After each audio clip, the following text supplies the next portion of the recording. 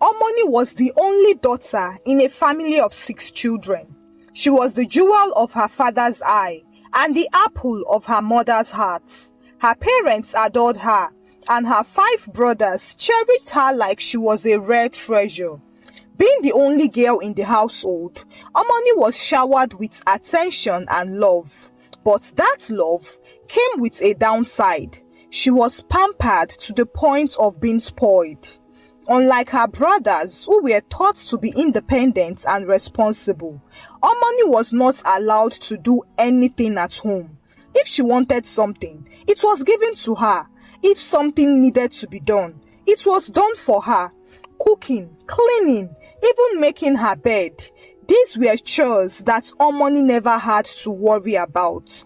Her brothers did their own chores, and her parents hired house help to ensure Omoni's hands remained unblemished. As Omoni grew older, her parents began to notice her lack of basic domestic skills. But by then, it was too late to change her habits. She had grown into a beautiful young woman, but she was undeniably lazy. She had no idea how to cook, clean, or manage a household, and she didn't care. She had been raised to believe that her beauty and charm would be enough to carry her through life.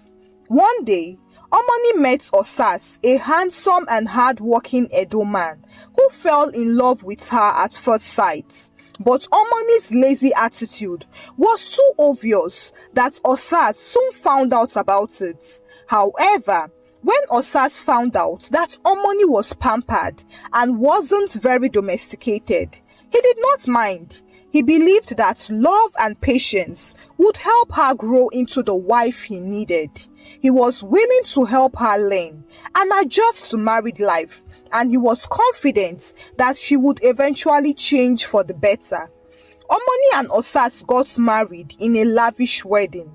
Her parents spared no expense in making sure that their only daughter had the wedding of her dreams. Osas too put in his all to make sure that the day was perfect. As they stood before the altar, promising to love and cherish each other for the rest of their life, Osas looked into Omoni's eyes and believed that they were embarking on a beautiful journey together. The first few months of their marriage were blissful. Osas, who was an excellent cook, took it upon himself to prepare their meals. He would make delicious soups and stew, always ensuring that there was something special for Omoni to enjoy. He even hired a cleaner who came regularly to tidy up the house so that Omoni wouldn't feel overwhelmed by household chores. Omoni, on her part, was grateful to have married such a wonderful and understanding man. She loved Osas deeply and appreciated all that he did for her. But despite her gratitude, she made no effort to change her lazy ways. Instead of trying to learn how to cook or take care of the house, she spent her days lazing around, scrolling through her phone and watching TV. Osas never complained, but deep down, he was beginning to feel frustrated as Omoni was making no effort. One morning, a few months into their marriage, Osas had to leave for work early. He had an important meeting and needed to be at the office by 6 a.m. As he got ready to leave, he asked Omoni for a small favor. "Darling, I made some black soup last night and it is in the pot. Please warm it up for me later so that I can have it for dinner when I come back." Omoni, who was half asleep, mumbled a response. "Okay, I'll do it." Osas smiled, although he was a bit skeptical. He knew Omoni's track record when it came to domestic tasks, but he was hopeful that she would at least manage to warm up the soup. After all, it was just a simple request. As soon as Osas left, Omoni drifted back to sleep and completely forgot about the soup. She spent the rest of the day in bed, lazily snacking on nuts and chips, and her phone never left her hand. She watched videos, chatted with friends, and indulged in her favorite pastime of doing nothing.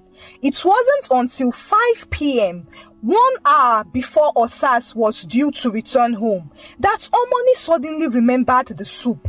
She panicked as she realized that she had not even gotten out of bed, let alone warmed up the soup. She quickly jumped out of bed and rushed to the bedroom to freshen up, hoping to at least appear presentable when Osas arrived home. After her bath, she hurried into the kitchen and opened the pot where the soup was in. As soon as she lifted the cover, a foul odor filled the air. The soup had gone bad, spoiled from being left unwarmed for too long. Omoni wrinkled her nose in disgust, but she did not know what else to do. In a panic, she lit the cooker and began to warm the spoiled soup, hoping to mask the smell with heat. Osas walked through the door at exactly 6 p.m. He was tired but looked forward to a relaxing evening with his wife. Unfortunately, as he entered the house, he was hit by a sour smell that made him almost throw up. He knew immediately that something was wrong. "What is that smell?" Osas asked as he walked towards the kitchen. Omoni, who was standing by the cooker, looked up at him guiltily. "I am warming the soup like you asked," she said, trying to sound innocent. Out of shock, Osas rushed over to the pot and lifted the lid, shifting backwards at the stench that greeted him. The soup, his favorite black soup, was completely ruined. He had spent hours cooking it the night before, using the freshest ingredients and the perfect blend of spices. Now, it was nothing but a foul-smelling mess. "Omoni, what have you done?" Osas shouted. He was obviously angry and disappointed. "This soup is spoiled. Did you not check it before warming it up?" Omoni was shocked at his tone, and her eyes were wide with fear. She had never seen Osas this angry before. "I am sorry, Osas. I forgot to warm it earlier, and when I remembered, it was already like this. I thought maybe heating it would make it better." Osas could not believe what he was hearing. "Heating it? Heating spoiled food doesn't make it better, Omoni. It makes it worse. How could you be so careless? Do you know how much time and money I spent making the soup?" Tears started to pour down from Omoni's eyes as she realized the extent of her mistake. "I am very sorry, Osas. I did not mean to ruin it. I promise I'll make it up to you. I will cook another pot of black soup tomorrow, and it will even be better than this one." Osas looked at her ridiculously. "You cook it? Do you even know how to boil water, not to talk of making black soup, Omoni?" "Yes, I do," Omoni said. "I will go to the market tomorrow and buy all the ingredients. I will make it for you, I promise." Osas sighed. He knew Omoni had never cooked a day in her life, and the thought of her attempting to make black soup was almost laughable. But he did not want to argue with her any longer. He was too tired. "Fine, but don't bother yourself too much. I'll manage something else for dinner tonight." Omoni nodded, relieved that he was no longer angry. She decided that she was going to watch a few YouTube tutorials on how to make black soup in the morning. How hard could it possibly be? The next day, Omoni woke up determined to prove herself. She was going to make the best black soup Osas had ever tasted, and he would forget all about the ruined pot from the previous day. She got dressed and headed to the market feeling confident. At the market, she approached a woman selling herbs and vegetables. "Good morning, ma," Omoni greeted, flashing a bright smile. "I need ingredients for making black soup. Can you help me?" The woman looked at her curiously. "Of course. Do you know how to cook it?" "Yes, I do," Omoni replied, full of pride. "Just give me everything I need and I'll handle the rest." The woman nodded and began gathering the necessary ingredients: bitter leaf, uziza leaves, scent leaves, and the special black soup spice mix. She handed the items to Omoni, who paid for them and left the market, feeling pleased with herself. When Omoni got home, she decided to watch a YouTube video on how to make black soup, just to refresh her memory from the videos she watched earlier.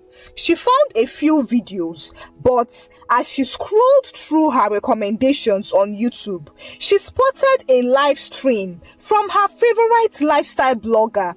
Without thinking twice, she clicked on the video and was soon engrossed in watching the vlogger talk about her latest shopping haul and skincare routine. Hours passed and Omoni completely forgot about the soup.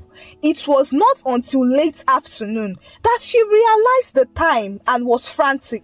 She hurried to the kitchen, brought out a pot and dumped all the ingredients into the pot and then started to cook.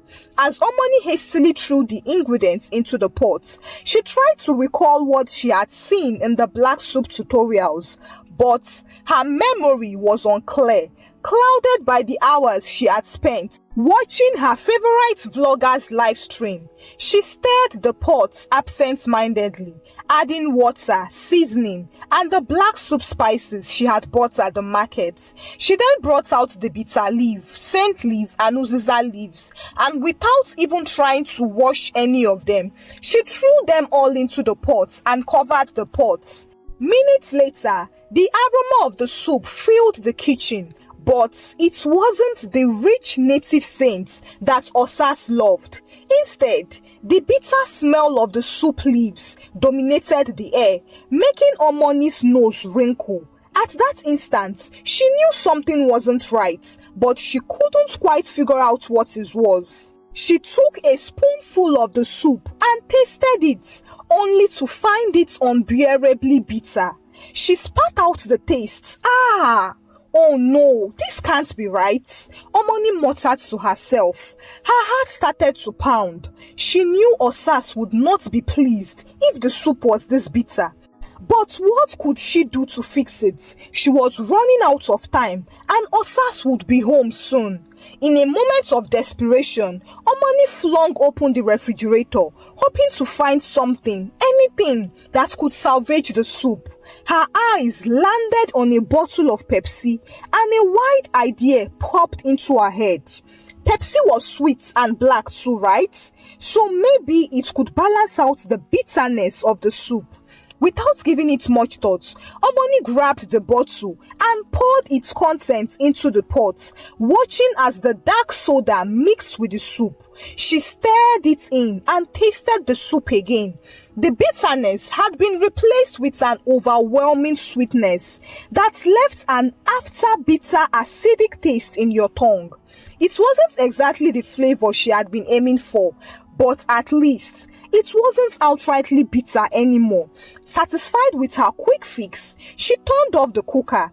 By the time Osas walked through the door that evening, Omoni was ready and waiting with a beaming smile. She had set the table and placed the bowl of soup in the center, proud of her efforts. "Welcome home, Oni," she greeted him cheerfully.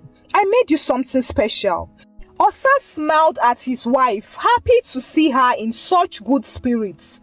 "Thank you, darling. I'm looking forward to it." He washed his hands and sat down at the table, eager to taste the soup she had prepared. Omoni served him a generous portion of the soup, along with a mold of fufu she had bought at the market. She watched anxiously as Osas took his first bite, hoping for a positive reaction. But the moment the soup touched Osas' tongue, his face twisted in disgust. He immediately spat it out, and his eyes widened with shock. "What is this? What did you put in this soup?" Omoni's heart sank. "What do you mean? It is black soup like you wanted," she replied defensively, trying to sound confident. "This is not black soup, Omoni. I don't even know what this is." Osas stood up, pushing the bowl away from him. "It is too bitter sweet, yet tastes like acidic. Did you put sugar and lemon in it?" Omoni shook her head in fear. No, I didn't put sugar. I I only added some Pepsi because the soup was too bitter. I thought it would help. Pepsi? Osa stared at her in disbelief. You put Pepsi in black soup? Have you lost your mind on money? This is poison. How could you do this? The harshness of his words stung Omoni and she felt unappreciated. She had tried her best, hadn't she? She had spent the whole day cooking for him and this was the thanks she got. Why are you being so ungrateful, Osas? She snapped. I went to the market, bought all the ingredients and spent hours cooking the soup for you. And now you're yelling at me because it is not perfect. Osas could not believe what he was hearing. Ungrateful, Omoni, I have been nothing but patient with you. I have cooked, cleaned, and taken care of everything in this house because you don't want to lift a finger. I have begged you to learn how to cook, to at least try, but you have not made any efforts. And now you expect me to eat this abomination and be grateful? Omoni was too hurt and angry to respond. She stormed out of the dining room, leaving Osas standing there, shaking his head in frustration.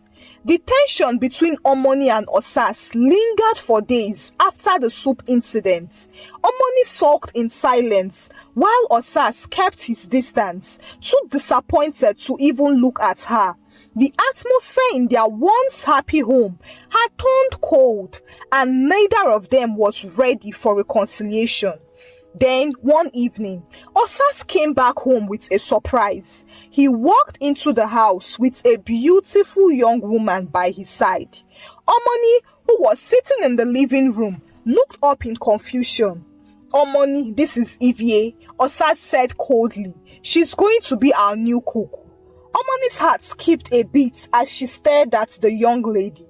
Evie was tall, with smooth skin and an elegant composure. She looked like she had just stepped out of a magazine, and Omoni felt insecure. A new cook? Omoni asked. Why do we need a new cook? Because I am tired of eating poorly cooked food outside or having to cook myself after a long day at work. Evie will be staying here with us and taking care of the meals from now on. Omoni felt a lump form in her throat. She had always known she wasn't the best cook. But to have her husband hire another woman to do something she should have been doing was humiliating. However, instead of expressing her hurts, she forced a smile and nodded. Fine, if that's what you want. Over the next few weeks, Evie took over the kitchen, and it did not take long for Osas to start praising her culinary skills.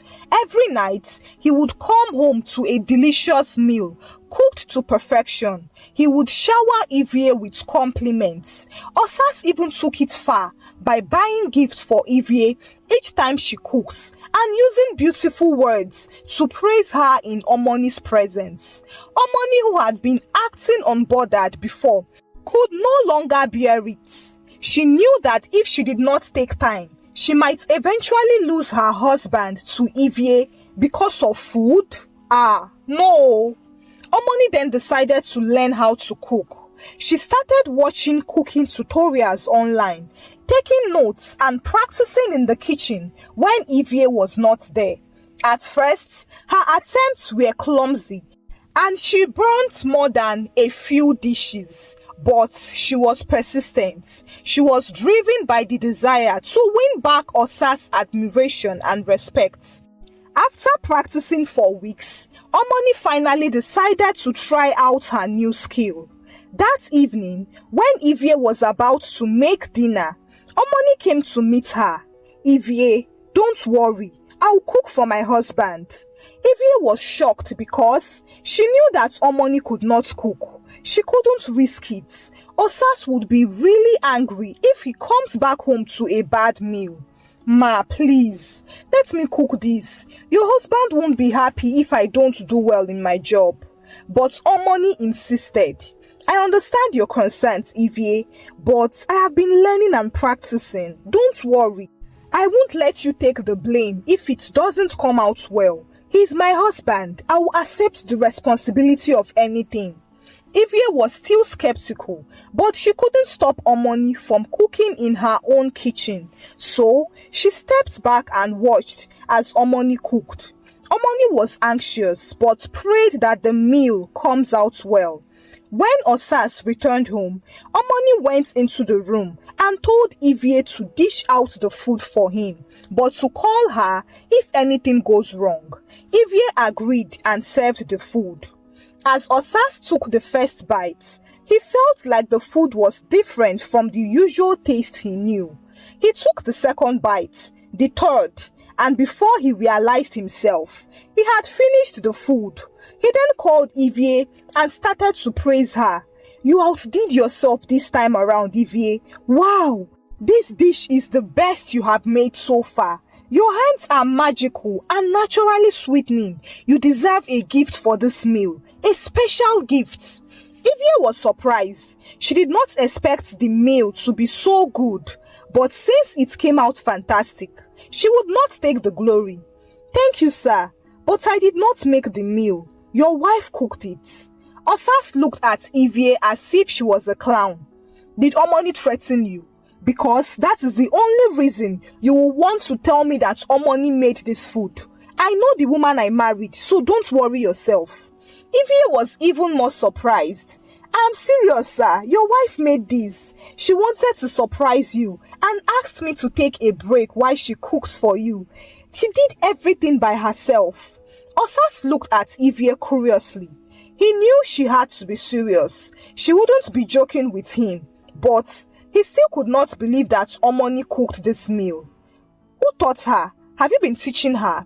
Evie shook her head. "No, sir, but I think she has been learning on her own." Osas was still in shock, but he told Evie to clear the table.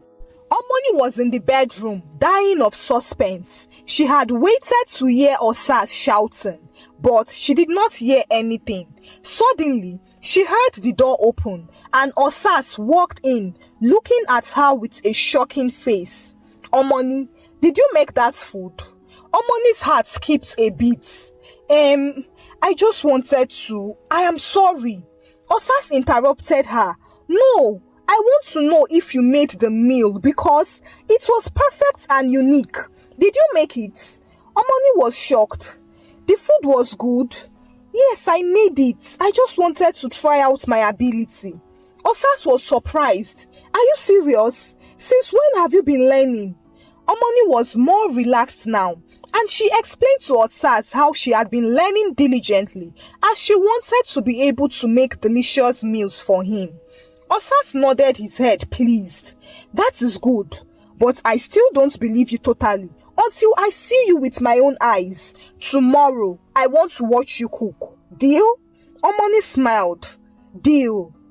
The next day, Osas returned home early and sat in the kitchen watching Omoni cook. She decided to cook his favorite Edo soup, black soup. After cooking, Omoni served him a bowl of the soup, the same dish that had been the source of their recent troubles, and she watched anxiously as Osas took a spoonful and tasted it. His eyes widened in surprise. The soup was rich and flavorful and had the perfect blend of spices and ingredients. "This is amazing," Osas exclaimed. "Omoni, this is the best black soup I have ever had." Omoni's heart melted at his praise. "Really? I'm so glad you like it." That night, Osas and Omoni shared a peaceful dinner filled with laughter and joy. Osas was proud of his wife, and Omoni was thrilled to have finally achieved something she had always struggled with. The following day, Osas went to speak with Evie, who was preparing a meal in the kitchen. "Evie, I want to thank you for all the help you have given us. Your cooking has been wonderful, but I think it is time for you to move on. My wife is making great progress, and I believe she is ready to take over the kitchen. We have achieved our aim." Evie smiled graciously. "I am glad to hear that. It has been a pleasure working here, and I am happy to have helped." With Evie gone, Omoni continued to improve her cooking skills and become more responsible around the home. She embraced the challenges of managing the kitchen and took pride in preparing meals for Osas. Their relationship grew stronger as they began to understand each other better, and their home was filled with laughter and love once again.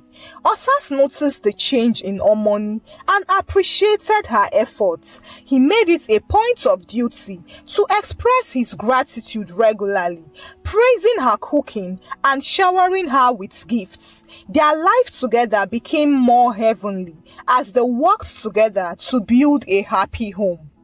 Thank you for watching this story. Kindly share your thoughts about this story in the comment section. Give this story a thumbs up and subscribe to this channel if you've not done so by now. Thank you and remain blessed.